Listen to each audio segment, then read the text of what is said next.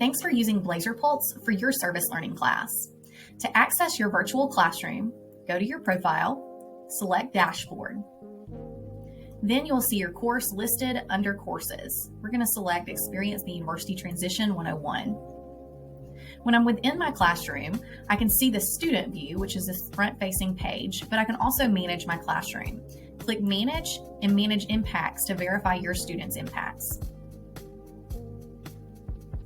Once you're in the Manage Impact view, you'll see any previously submitted impacts as well as pending impacts.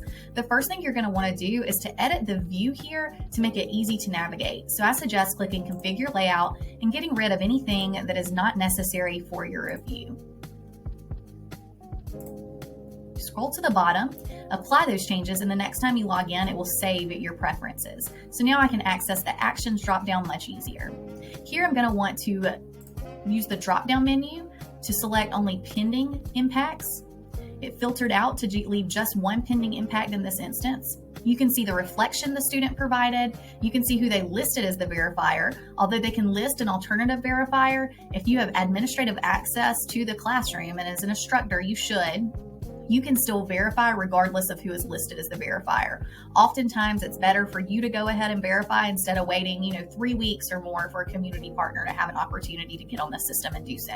Some community partners are quick to do some, while others have limited staff and time to be able to go in and verify the volume of impacts they receive. If you want to view the impact, use the drop-down menu to view details, and you can see a little bit more thoroughly what exactly was shared. You can go back then, and after you viewed it, you can either verify, you can dispute it, meaning that you would deny it essentially. When you dispute it, if we click dispute, it's going to allow you to share why you're disputing it as well as provide feedback to the student. Let's say that you just want more details. Perhaps the student didn't leave any review or reflection and you're really unsure of what they accomplished while volunteering. You can also use the drop-down to request details. When you request details, it'll send an email to the student that looks like this. They will receive an email asking them to complete their impact details. When the student clicks on that email, it will generate their original impact and essentially just prompt them to recomplete it and update it. And so what we're looking for here again is that review and reflection. You can also require them to provide an attachment of a picture if you want that form of verification as well. That's really up to each individual instructor, but should be communicated to the students in the class. Once I feel confident that I'm ready to verify, I would come in and verify. It's going to confirm that. And then you can see that it will show up no longer under pending. I'll have to go back to verified to see that populate.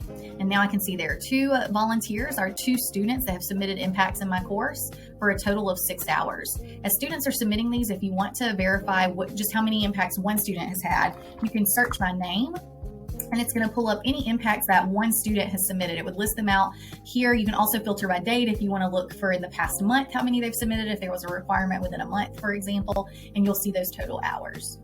Thank you for using BlazerPulse, and go Blazers.